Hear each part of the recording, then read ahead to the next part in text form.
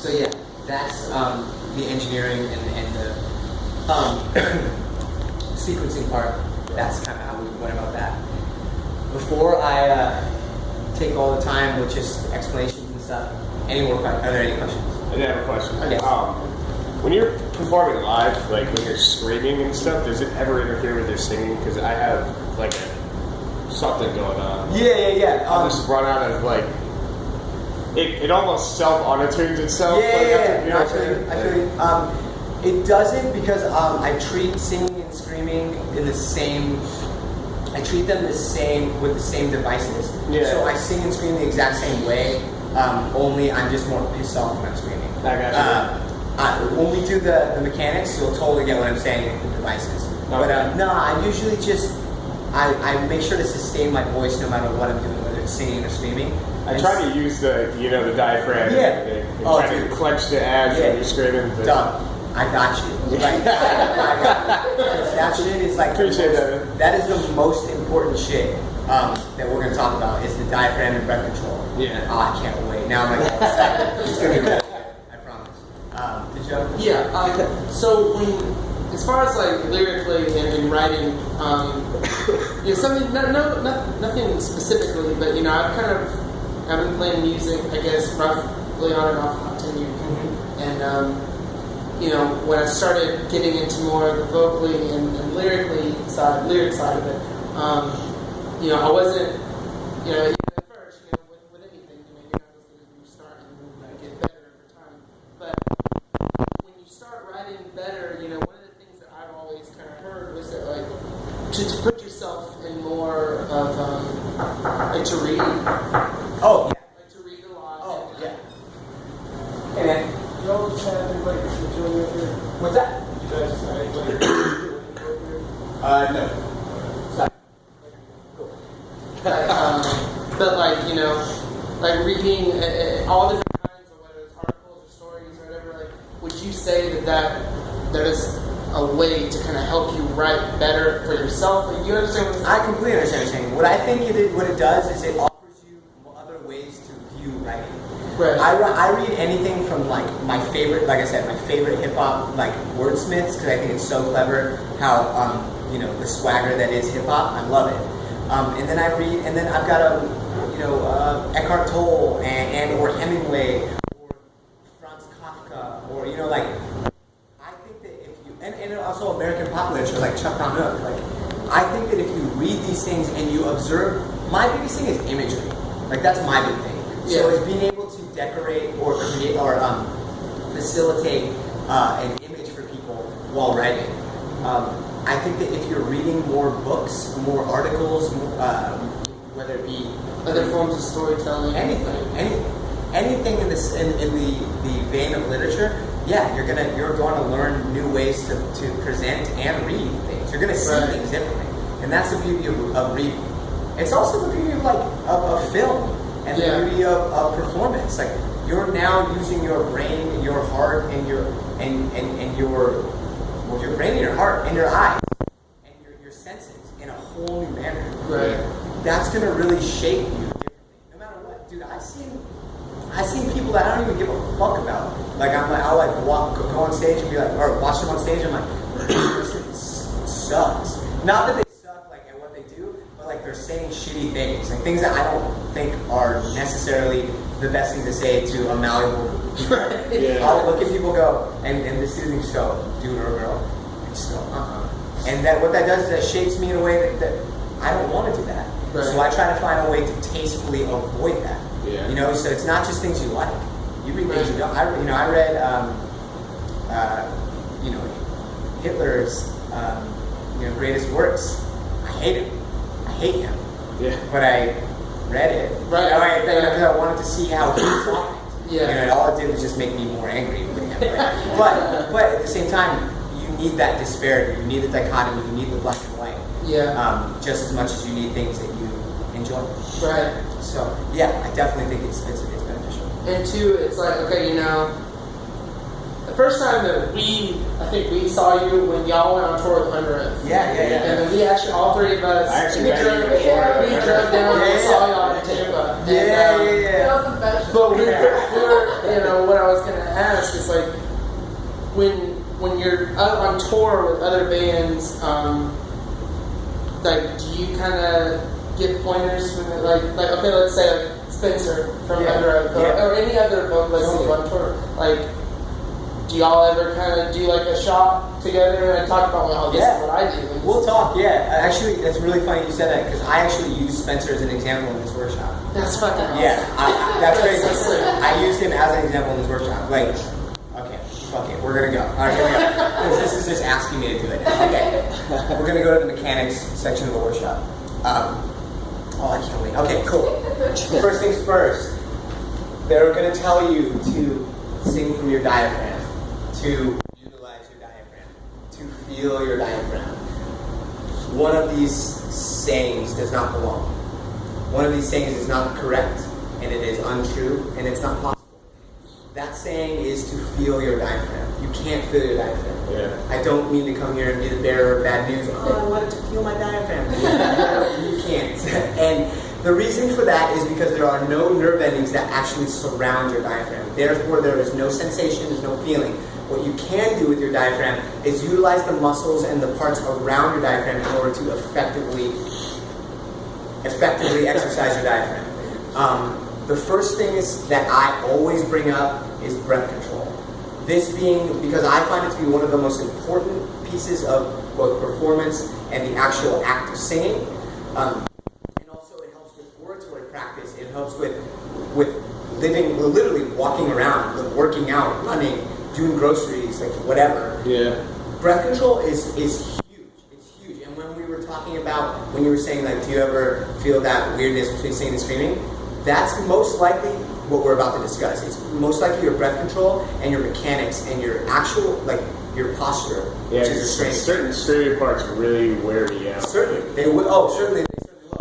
And you were saying earlier that you'll feel like you're tightening, right? When you're like trying to. Yeah. That's actually what it is. That's why you're having a hard time. Oh, really? God, I can tell you that right now. That's why. When I get on stage, there are sometimes when I'm like, I'm about to kill this part, and I legit am so tense that it comes out like totally wrong. So, first lesson alongside breath control is you have to be relaxed. You have to try your best to be relaxed, because the best method for singing is relaxation and expansion. You want your stomach to expand, you want your ribs, you want this all relaxed, because all of this works together in order to create that sound that's coming out of your mouth, the sound that you're waiting for, that you want. Breath control. Your diaphragm. It does exist. It is somewhere in here in your stomach. What it does is it acts as a pump, and it acts as a regulator. The pump will go like this, and it gives you the air.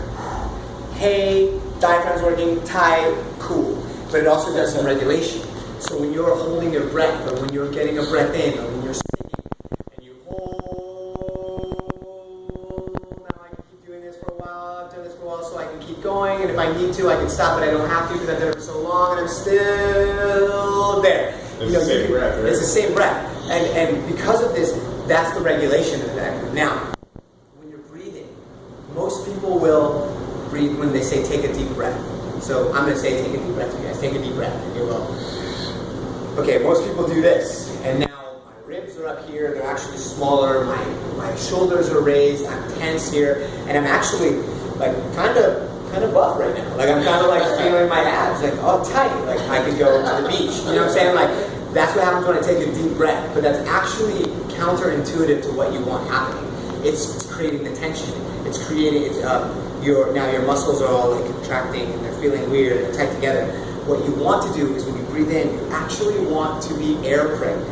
You want your stomach, You want your stomach to come out like this. Now this is not the most attractive at the beach for me right now, and you know what? It's the best thing for me to sing. And so when you do this, you open up and it creates the proper distance, it creates the proper positioning for your diaphragm. So when you're trying to sing, or if you need to hold that breath, and wait. It's all in there. It's being pumped and regulated properly.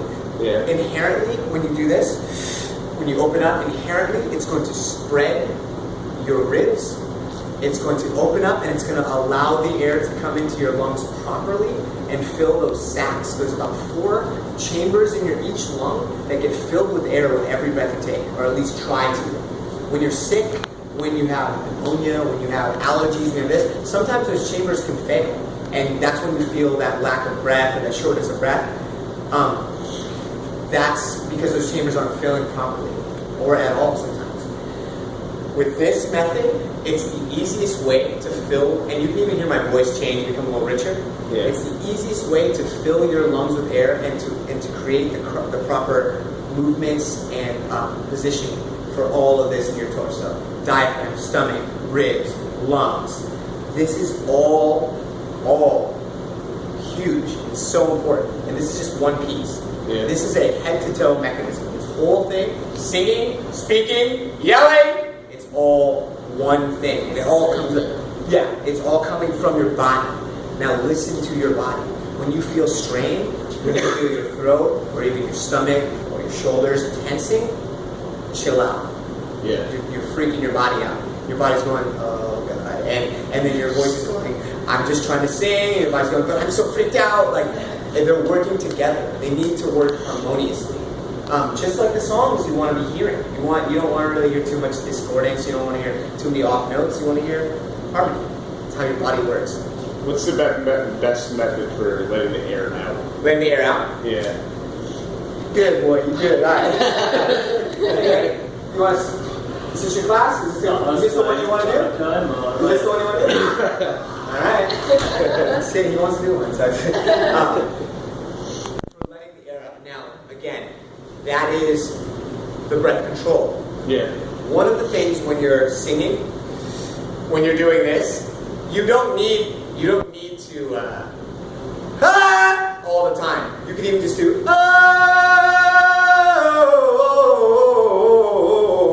and slowly let out, but it's still projecting. It's still projecting. It's that's because of the positions I use. Now, when I'm doing this, I breathe in. I expand my expand my ribs. My lungs fill with air, and my chin actually moves here. It's such a simple thing, but it's such a huge thing. Now, people will think, "Oh, you're just making that shit up," or I'm just talking loud. No, okay. Watch this. See, I'm still talking like that.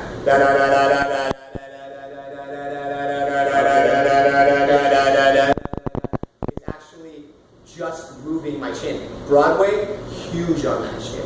Huge. Like, oh, Spider-Man, will you please take my hand? Like, that is huge because Broadway is huge with prevention and oratory practice. One of the best orators ever to exist, Martin Luther King, that man could speak to thousands and thousands upon thousands of people and wouldn't need a mic. It's because he knew his body, he used his body properly to project, and he was an amazing orator. So when you're trying to sing and you're trying to regulate the breath and do all that, it starts here and goes to here. So this right here, what I'm doing is actually sustaining my voice. I'm avoiding something known as the aspirate voice, which can really mess your voice up, and we'll talk about that following this. And I'm also creating a richer tone for my voice. And I'm projecting. What I do with that is, when I speak normally, this is my practice every day. Like, I speak, I'm already kind of a loud guy. So before this, I kind of used to talk like this. Oh yeah, you guys got ice cream? Cool, yeah, we'll go skate. All right, sick, I got a show later. Until I started this practice. So now I'm actually, it's been 9 years of me touring with this band, and I've never lost my voice. I do sometimes have like shortcomings with certain notes and that, because that's sometimes kind of unavoidable. When you ever drink tea? Yeah, I drink tea all the time when I'm sick. Usually when I'm sick, or if I'm feeling it. But I drink water. All the time. You want to drink water like until you feel like you're floating. Like, you want to drink water so often, as much as you can. And sleep. Sleep is huge.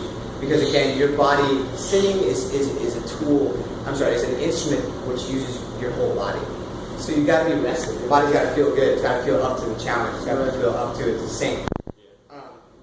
So from here to here, with this right here, this also, so like I said, projecting. It's huge. I mean, I won't make you guys all do this solo, but when you go home, seriously, try this. It's very simple. Just do that, and it's a total change in your voice.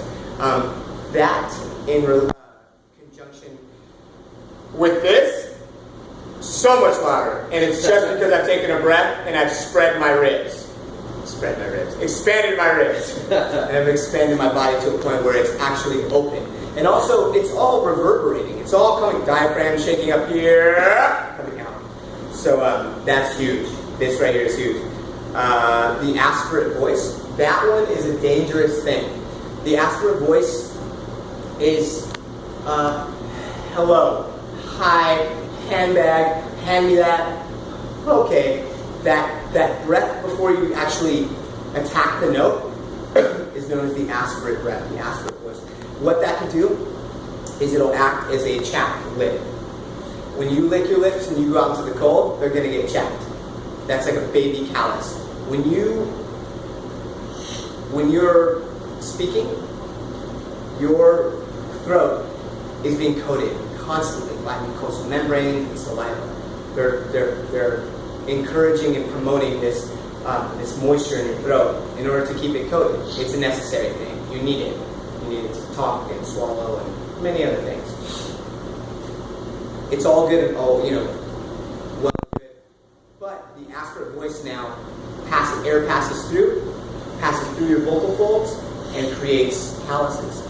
Now your voice is like a chapped lip, but even worse because you have to get surgery to get those things removed, as opposed to using chapstick. There's no chapstick for your voice.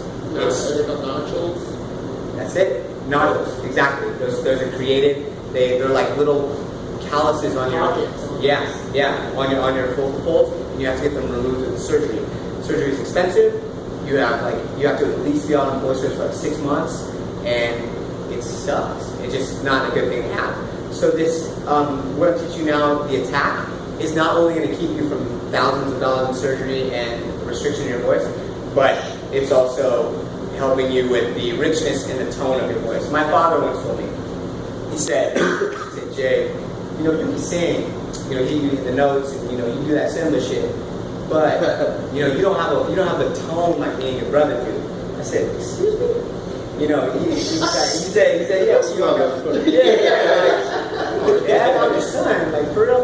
But yeah, he told me that, and so I first was like, nah, I'm gonna get that tone, and I started mimicking a lot of people, mimicking like Michael Jackson, to Usher, James Brown, whatever, Tevin Campbell. I was like all about it, and then I realized that the tone of my voice is going to be the tone of my voice no matter what. I shouldn't go around trying to be others. I should find my own. So that's what I started doing. And so when I got all this, is when I started embracing the sense that the fact that when I sing a little louder or higher, I get a little raspier, and that's kind of like who I am as a singer, and that's who I will always be. These mechanisms have helped me sustain and kept my voice healthy and safe for these past 9 years while on tour. With all that, there's a richness and a tone that comes from this. From me doing like, oh hey, oh hey, like it's completely different. Right. And it's a simple move. And again, for Broadway and stuff, it's like the biggest thing. Like they're so about projecting and that rich full tone. And again, this isn't just for singing. This can just be for speaking and your everyday practice, because it's good. It's good to have a voice that you can use to either get someone's attention. Hey, don't get hit by that car. All right, have a good day. Or just speaking so that you can sustain your voice if you're ill, or you can sustain your voice if you need to talk a lot at work or in school. So I call my dad voice, this voice. I call my dad voice, and I use it on my puppy a lot at home. And she's always eating shit that I don't want her to eat. Hey, Marty, get out the Lucky Charms. How did you get up there? You know what I'm saying? Like, it's a voice that's not only just for singing, but it's actually just better for you to use for oratory practice. That being said, if you want to practice these things, again, I told you it's head to toe. It's head to toe. So if you want to practice at home, and I would do this. Like, I'm not just saying this like to tell you maybe it works. Like, I've done it, and I can tell you it's tried and true. You can go in front of a mirror, or just be in your room, or wherever, backyard, and feet shoulder width apart. Legs straight, obviously. Pelvis slightly out. None of the Weekend at Bernie's, like none of this shit. Like, you want to just kind of, it kind of clicks, like your pelvis to here. Because what that's doing now is promoting, it's pushing you, and it's actually opening up right here, and it's better for your diaphragm. The diaphragm you can't feel. You breathe in, expand here. Ribs are wider. Air's coming through to your lungs. Chin down, all right here. Shoulders slightly back, and even in that, like, you can hear like more of a push in my voice, and chin in. And the last thing I'll teach you guys is the jaw and the mouth, the shapes and the movements that actually promote proper, or I guess more coherent pronunciation, like pronouncing words. When you're speaking, typically, you're not usually doing like this kind of stuff. Well, maybe some people do. I don't know. But I don't know many people that do. But for some reason, when we sing, we do the Tina Turner. You know, a lot of people do the like all that shit. That's cool. Like, I feel you. You know, yeah. No, it's cool. I mean, I do it too. You know, sometimes you're feeling it, and I'm just like, oh yeah, like cool, feel it. I get it, feel it, all good. But it's not necessarily the most, the best way for you to be heard. So, one example is old dude in Fall Out Boy, Patrick Stump. Real cool voice, real like soul, like cool, nice voice. But he said shit that I don't know what he's saying. I thought that this one was saying, like roll tier. Yeah. Like with that song, We're Going Down Swing. Yeah. I thought she says wrong team. I thought she said roll tier. You know what I'm saying? Like, that's kind of a big mix-up, you know. Yeah. And that's because I watched him. Again, I think he's rad. But I watched him, and like, dude will be like, for the roll tier, like just sing. But I hear roll tier, and that's because his mouth. There's a lot of things going on here. You know. One easy way to minimize that and actually start pronouncing your words when you're singing is to use your jaw in a specific way. This can also avoid, this is a very, looks fairly uncommon, but sometimes your your mandible will rub up against the top of your jaw, and there's a tissue there so that you don't feel it. But if you sing long enough and you sing improperly for long enough, you're going to wear away at that tissue, and you're going to have bone on bone, and it's going to be a really painful thing that you live with for the rest of your life. Yeah, kind of like that. Yeah, it's not, but it is avoidable in singing. If you guys could do me a favor, this is one of the only other things I'm going to ask of you. Take your hands just below your tragus, right here. You can actually feel if you open your mouth.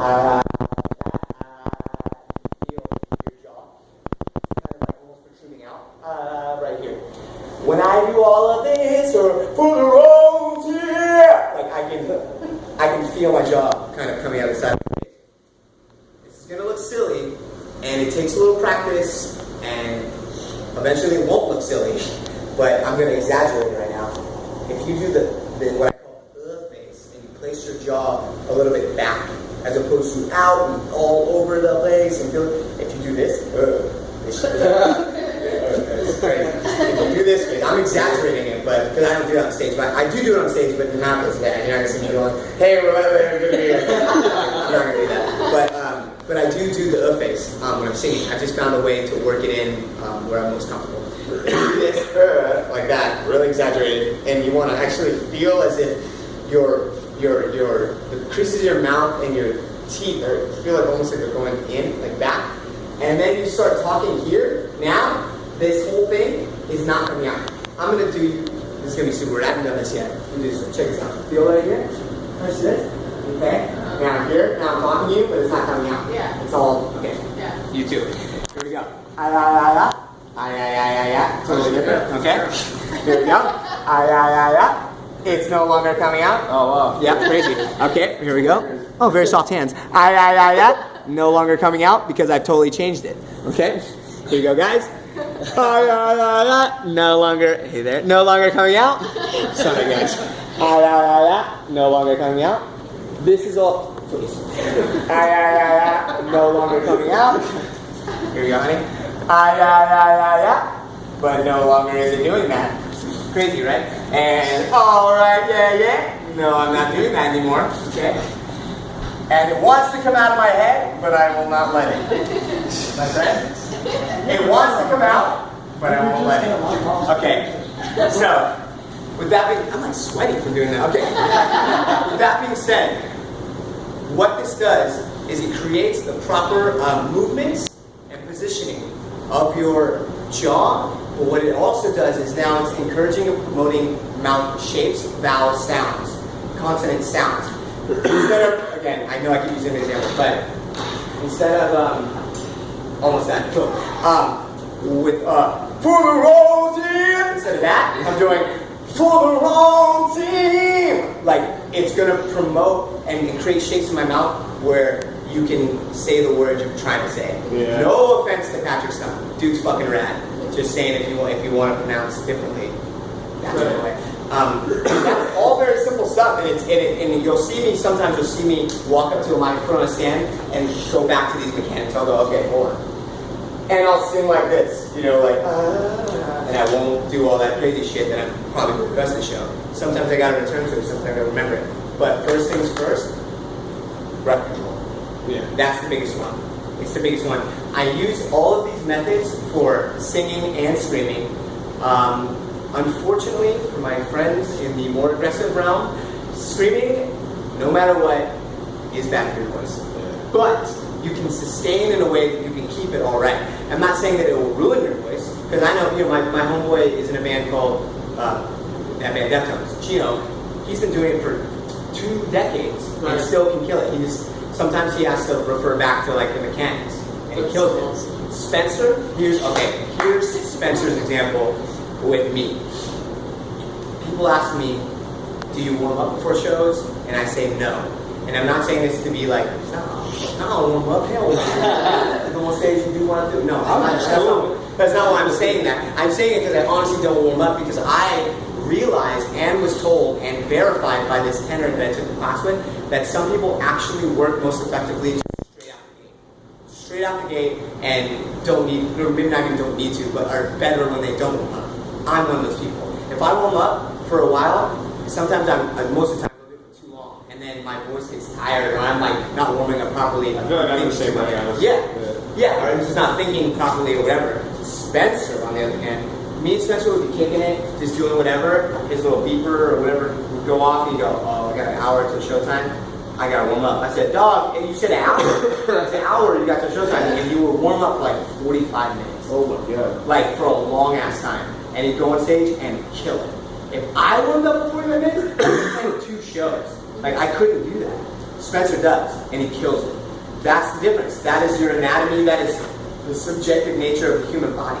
Yeah. Some people work better at doing other things. I work better not warming up. Spencer kills it when he warms up for 45 minutes. I can't tell you which one's going to work better for you. You're going to have to do it yourself. You go out and you try it. Do one show where you're like, all right, maybe I need to warm up, or maybe I don't need to warm up. But you have to actively go out and try that yourself.